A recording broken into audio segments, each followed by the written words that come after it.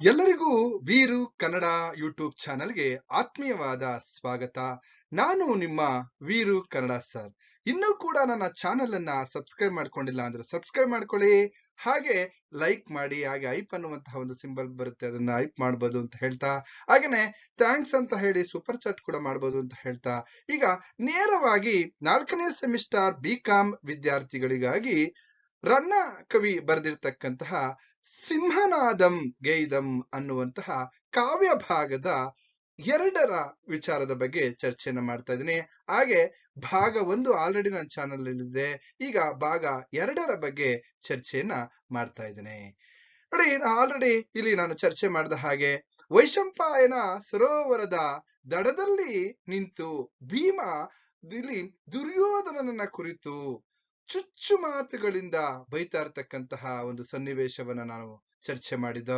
ಹಾಗಾದ್ರೆ ಈಗ ಭೀಮ ಯಾವ ರೀತಿ ಬೈತಾ ಇದ್ದ, ಹಾಗೇನೆ ಅವನು ಬೈತಾ ಇದ್ದಂತಹ ಬೈಗಳಕ್ಕೆ ಅಥವಾ ಅವನ ಕೋಪಾಗ್ನಿಗೆ ಈ ವೈಶಂಪಾಯನ ಸರೋವರದಲ್ಲಿದ್ದಂತಹ ಜಲಚರಗಳು, ಪಕ್ಷಿಗಳು ಏನಾದೋ, ಅಥವಾ ಭೀಮನ ಕೋಪಾಗ್ನಿಯಿಂದ ವೈಶಂಪಾಯನ ಸರೋವರದಲ್ಲಿರ್ತಕ್ಕಂತಹ ಜಲಚರಗಳಿಗೆ ಯಾವ ರೀತಿ ಪರಿಣಾಮ ಉಂಟಾಯಿತು ಅನ್ನೋದ್ರ ಬಗ್ಗೆ ಚರ್ಚೆಯನ್ನ ಮಾಡೋಣ. ಹಾಗೇನೆ ದುರ್ಯೋಧನ ಇಲ್ಲಿ ಭೀಮನು ಭೀಮನ ಕೋಪಾಗ್ನಿಯಿಂದ ದುರ್ಯೋಧನ ಯಾವ ರೀತಿ ಈ ವೈಶಂಪಾಯನ ಸರೋವರವನ್ನ ಬಿಟ್ಟು ಹೊರ ಬರ್ತಾನೆ, ಆ ನಂತರ ಯಾವ ರೀತಿ ಪ್ರತಿಕ್ರಿಯಿಸ್ತಾನೆ ಭೀಮನ ಒಂದು ಈ ಚುಚ್ಚು ಮಾತುಗಳಿಗೆ ಅನ್ನುವಂತ ವಿಚಾರವನ್ನ ಇವತ್ತಿನ ತರಗತಿಯಲ್ಲಿ ನಾನು ನಿಮ್ಗೆ ತಿಳಿಸ್ಕೊಡ್ತಾ ಇದ್ದೀನಿ. ನೋಡಿ, ಅನಿಲ ತನುಜನ ಸಿಂಹ ಧ್ವನಿಯಂ ಕೇಳ್ದಳ್ಕಿ ತತ್ ಸರೋವರದ ಎರ್ದೆ ಪೌವನೆ ಪಾರುವಂತೆ ಪಾರಿದು ವನಾಕುಳುಂ ಕೊಳದೊಳಿದ್ದ ತದ್ವಿಹಕಗುಳುಂ.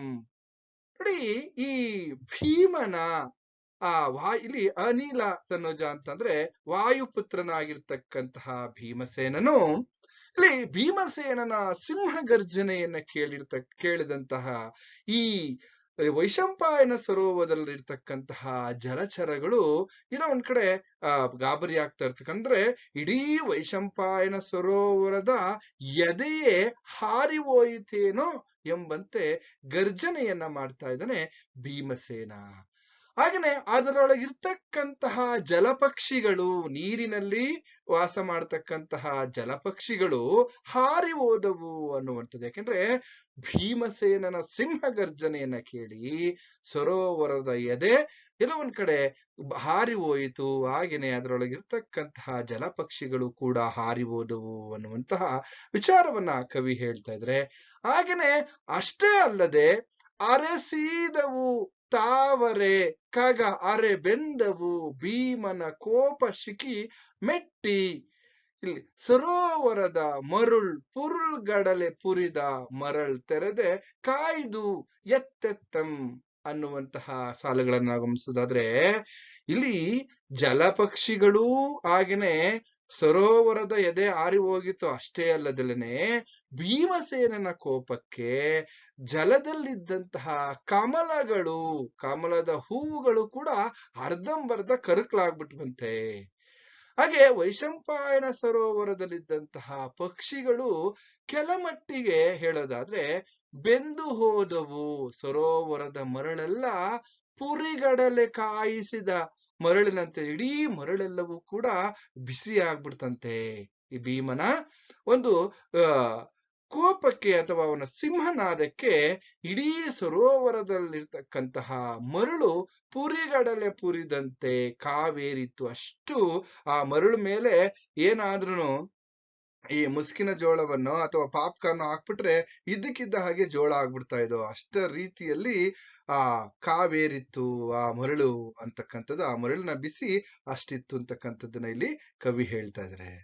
ಅಷ್ಟೇ ಅಲ್ಲದೆ ಈ ವೈಶಂಪಾಯನ ಸರೋವರದಲ್ಲಿ ವಾಸ ಮಾಡ್ತಾ ಇರ್ತಕ್ಕಂಥ ಬಕಪಕ್ಷಿಗಳು ಒಂದು ರೀತಿಯಲ್ಲಿ ಭಯಪಟ್ಟೆ. ಯಾವ ರೀತಿ ಅಂತಂದ್ರೆ ಬಂದಂ ಬಕಾಂತಕಂ ಪೋ ಕೊಂದಂ ಬಕ ಹೆಸರ್ಗೆ ಮುನಿದು ನಮ್ಮನ್ ಇನ್ನಂ ಬಂದೊಳೆ ಪಾರಿಪೋದವು ನಿಂದಿ ಉರವಣಿಸಿ ಇಲ್ಲಿ ಬಕ ನಿಕಾಯಕ ಮರಿದೋಳ್ ಅನ್ನುವಂತಹ ಒಂದು ಸಾಲನ್ನು ನೋಡಿದ್ರೆ, ಸರೋವರದಲ್ಲಿದ್ದಂತಹ ಬಕಪಕ್ಷಿಗಳು, ಓಹೋ, ಬಕಾಸುರನ ವೈರಿಯಾಗಿರ್ತಕ್ಕಂತಹ ಬಕಾಸುರನನ್ನು ಕೊಂದಂತಹ ಭೀಮಸೇನ ಬಂದ್ಬಿಟ್ಟಿದ್ದಾನೆ. ಇಲ್ಲಿ ಬಕ ಎಂಬ ಹೆಸರಿಗೆ ಇಲ್ಲಿ ಕೋಪಗೊಂಡು ಭೀಮಸೇನನು ನಮ್ಮನ್ನ ಇನ್ನೆಲ್ಲಿ ಕೊಂದು ಬಿಡ್ತಾನೋ ಅಂತ ಹೆದರಿ ಆ ಸರೋವರದಲ್ಲಿರ್ತಕ್ಕಂತಹ ಬಕಪಕ್ಷಿಗಳೆಲ್ಲವೂ ಹಿಂಡಾಗಿ ರಭಸದಿಂದ ಹಾರಿ ಹೋದವು. ಅಷ್ಟರ ಮಟ್ಟಿಗಿತ್ತು ಭೀಮನ ಸಿಂಹನಾದ ಅಥವಾ ಭೀಮನ ಸಿಂಹಗರ್ಜನೆ ಅಂತಕ್ಕಂಥದ್ದು. ಹಾಗೇನೆ ಇನ್ನೊಂದ್ ಕಡೆ ಇಲ್ಲಿ ನಾವು ಗಮನಿಸೋದಾದ್ರೆ ಆ ಸರೋವರದಲ್ಲಿರ್ತಕ್ಕಂಥ ಮೀನುಗಳು ನೋಡಿ, ಅಳುರ್ದ ಕೊಳೆ ಭೀಮ ಕೋಪ ನಳ ಹೆಸರ್ಗಿಟ್ಟ ತೆರೆ ಮರುಗಿದ್ ಆಗಳ್ ಕೊಳನ ಜಲಮೆಂದು ಕಾಯ್ದು ಹೆಸರೊಳೆ ಕೂಳ್ ಕುದಿವಂತೆ ಕುದಿದು ಮೀನ್ಗಳ್.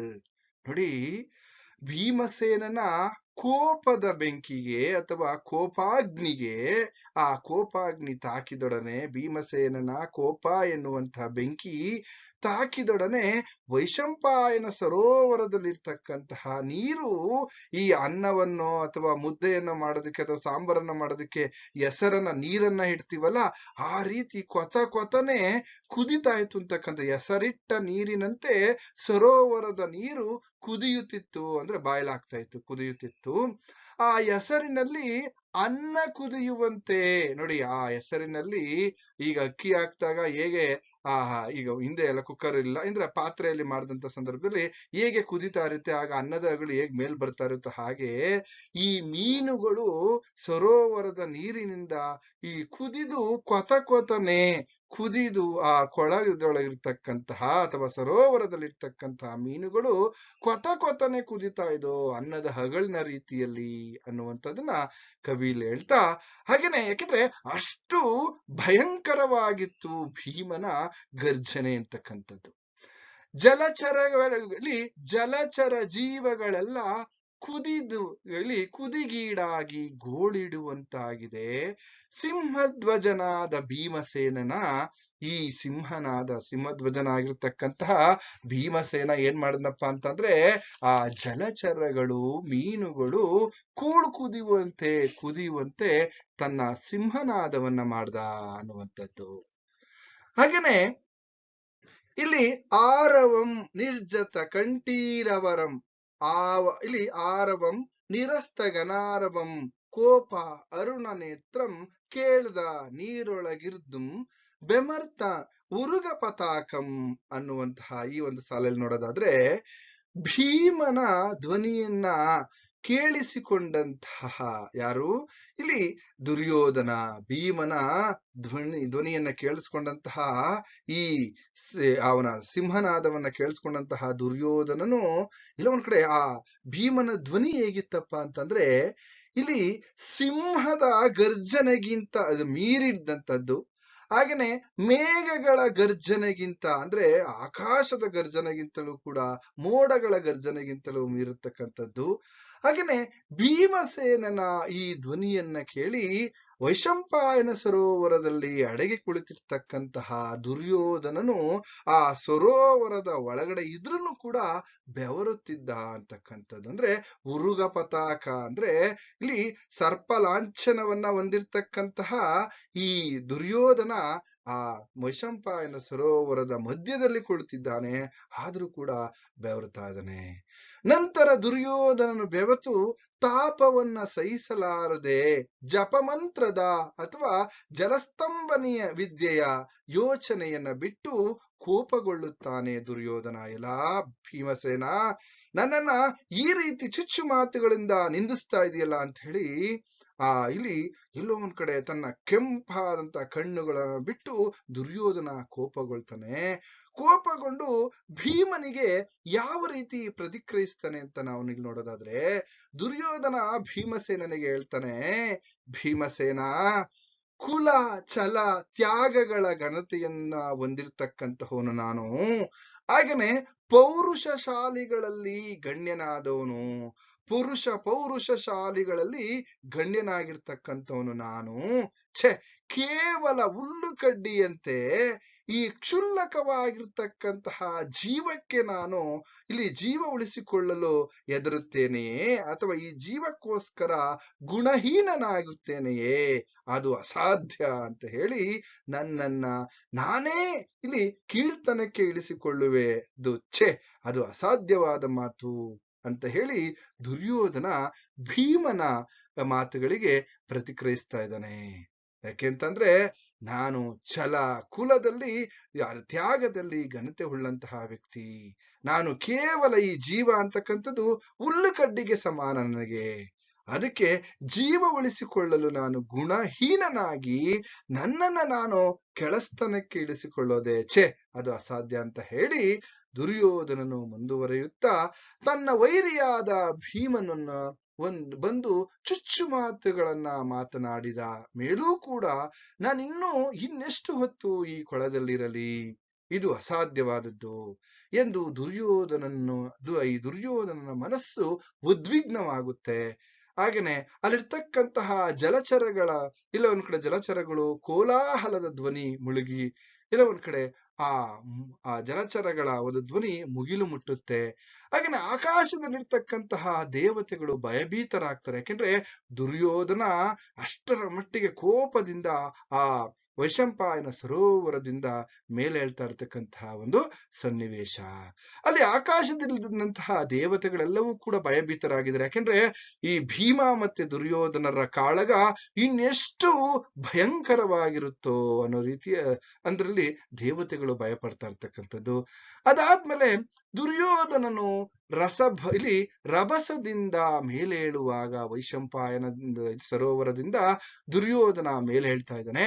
ಆ ಮೇಲೆ ಹೇಳ್ತಾ ಇರ್ತಕ್ಕಂತಹ ಸಂದರ್ಭದಲ್ಲಿ ಆ ಸರೋವರದಲ್ಲಿ ನೀರಿನ ತೆರೆಗಳು ದುರ್ಯೋಧನನ ತಲೆಯ ಬಳಿಯಿಂದಲೂ ತೊಡೆಯ ಬಳಿಯಿಂದಲೂ ಎರಡು ಭಾಗವಾಗಿ ಬರುತ್ತಿವೆ.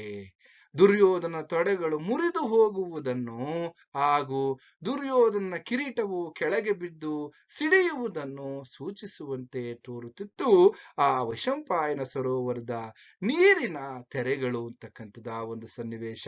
ದುರ್ಯೋಧನನು ಆ ಒಂದು ವೈಶಂಪಾಯನ ಸರೋವರದಿಂದ ಇಲ್ಲ ಒಂದ್ ಕಡೆ ಪಾತಾಳ ಲೋಕದಿಂದ ಪ್ರಳಯ ಕಾಲದ ಅಗ್ನಿರುದ್ರನು ಮೇಲೆದ್ದು ಬರುವಂತೆ ಆ ವೈಶಂಪಾಯ ಸರೋವರದ ಮಧ್ಯದಿಂದ ದುರ್ಯೋಧನನು ಮೇಲೆದ್ದಿ ಬರ್ತಾ ಇರ್ತಕ್ಕಂಥದ್ದು. ಇದಿಷ್ಟು ಇಲ್ಲಿ ಸಿಂಹನಾದಂ ಗೆಯ್ದಂ ಅನ್ನುವಂತಹ ಕಾವ್ಯ ಭಾಗದ ಸಾರಾಂಶವಾಗಿದೆ. ಭಾಗ 1, ಭಾಗ 2 ಕೂಡ ನನ್ನ ಚಾನೆಲ್ ಅಲ್ಲಿ ಇದೆ. ಎರಡನ್ನು ಕೂಡ ನೋಡಿ ಹೆಚ್ಚು ಮಾಹಿತಿಯನ್ನ ಪಡ್ಕೊಳ್ಳಿ, ಹಾಗೇನೆ ಹೆಚ್ಚು ಅಂಕಗಳನ್ನ ಪಡ್ಕೊಳ್ಳಿ ಅಂತ ಹೇಳ್ತಾ ಇಲ್ಲಿಗೆ ಈ ಒಂದು ತರಗತಿಯನ್ನ ಮುಗಿಸ್ತಾ ಇದ್ದೀನಿ. ನಿಮ್ಗೆಲ್ರಿಗೂ ಕೂಡ ಶುಭವಾಗ್ಲಿ.